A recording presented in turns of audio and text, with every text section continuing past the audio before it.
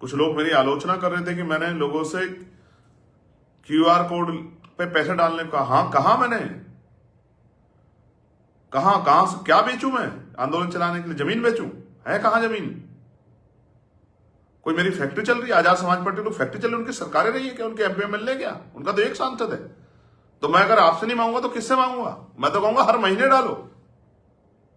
मैं अपने सारे कर्मचारी अधिकारियों से कहूंगा कि अगर आप नहीं काम कर रहे हैं और आपकी जिम्मेदारी, क्योंकि समाज के को जो अधिकार मिले उसकी वजह से आप कुर्सी पे, तो आपको सहयोग करना चाहिए आजाद समाज पार्टी का, प्रत्यक्ष या प्रत्यक्ष रूप से।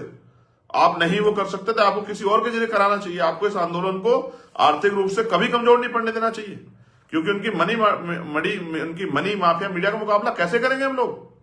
हम तो काम करने वाले लोग हैं, हमारी कोई फैक्ट्री है, हम कोई धंधा सेठ है, हम कोई उद्योगपति है, हमारी कोई बड़ी बड़ी जमीनों के वो, हम तो बहुजन समाज के लोग, हैंड टू माउथ लोग हैं जो आंदोलन चला रहे हैं। हमारी शक्ति तो आप है, हम तो आपकी तरफ देख रहे हैं कि कब आपकी नजरें इनायत हमारी तरफ होंगी,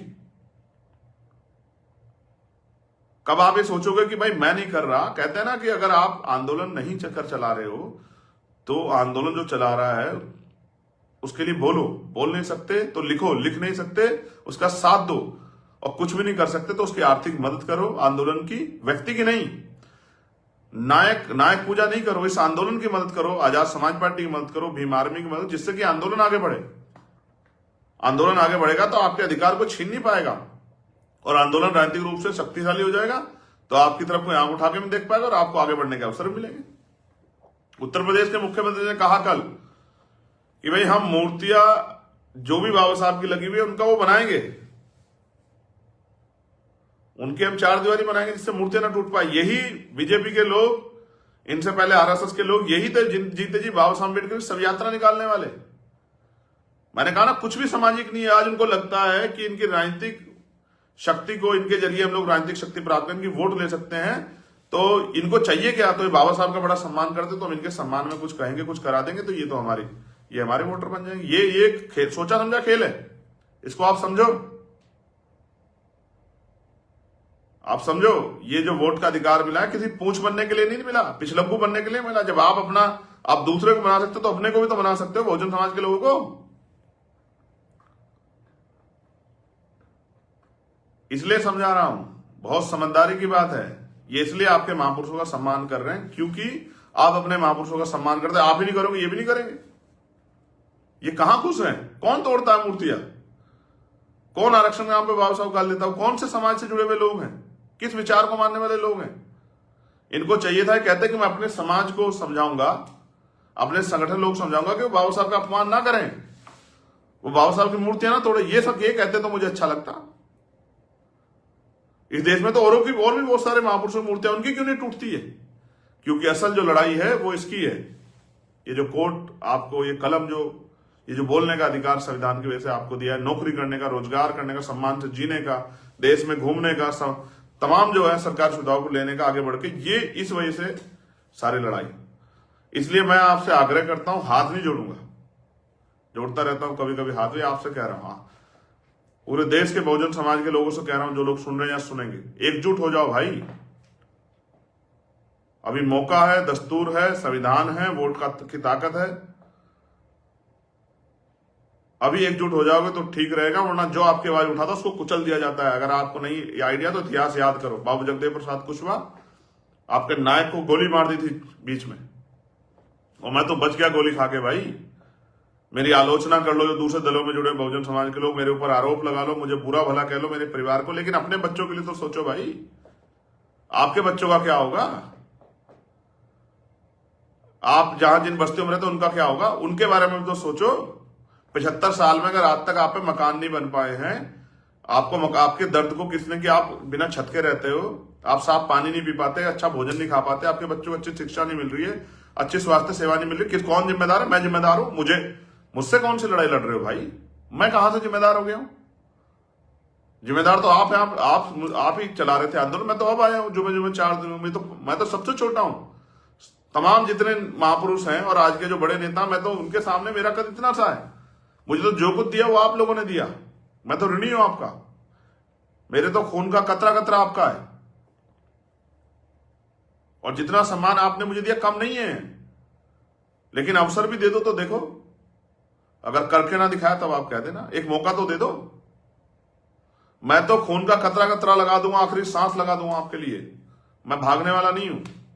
मैंने लाठियां खाई है, मैंने गोली खाई है, मैंने जेलें काटी है, मेरा नाम चंद्रशेखर आजाद है। मैं भागने वालों में से नहीं हूं।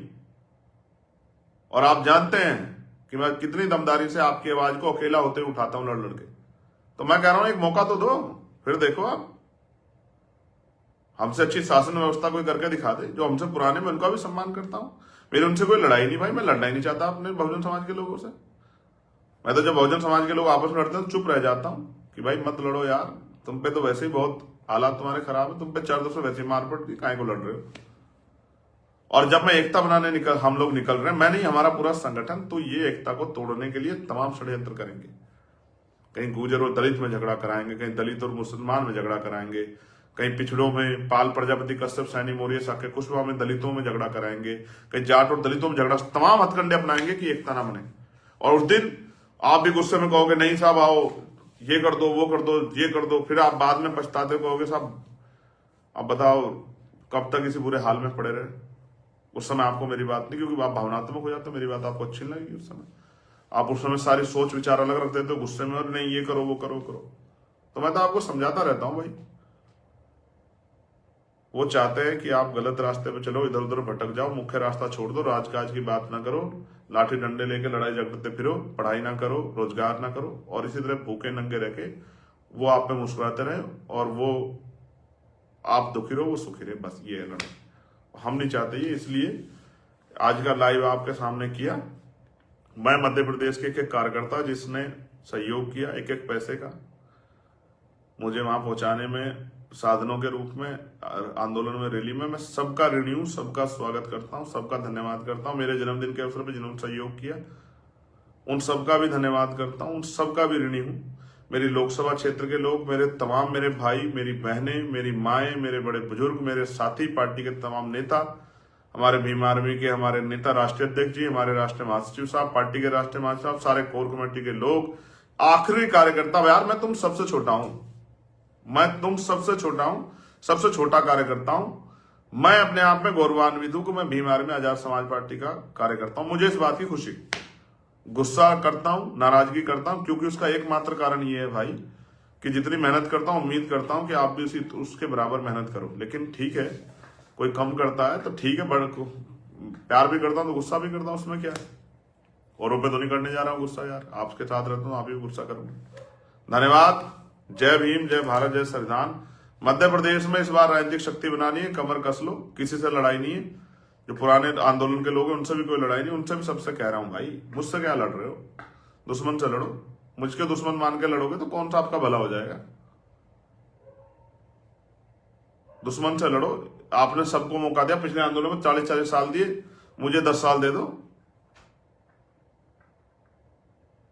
फिर आरोप लगा लेना मेरे ऊपर, फिर मुझे बुरा भला कह लेना, फिर मुझे जितना मर्जी या कोस लेना। अपने बच्चों, एक बार अपने बच्चों, आपके बच्चों, मेरे बच्चों, हमारे बच्चों के लिए, हमारे परिवारों के लिए, इस गरीब बहुजन समाज देश के आदिवासियों के लिए, दलितों के लिए, मुसलमानों, बुद्धिस्टों के लिए, ईसाइयों के लिए, पिछड़े वर्ग के लोगों के लिए एक बार काम करने का मौका दो, किसी भी स्तर पर देकर देखो।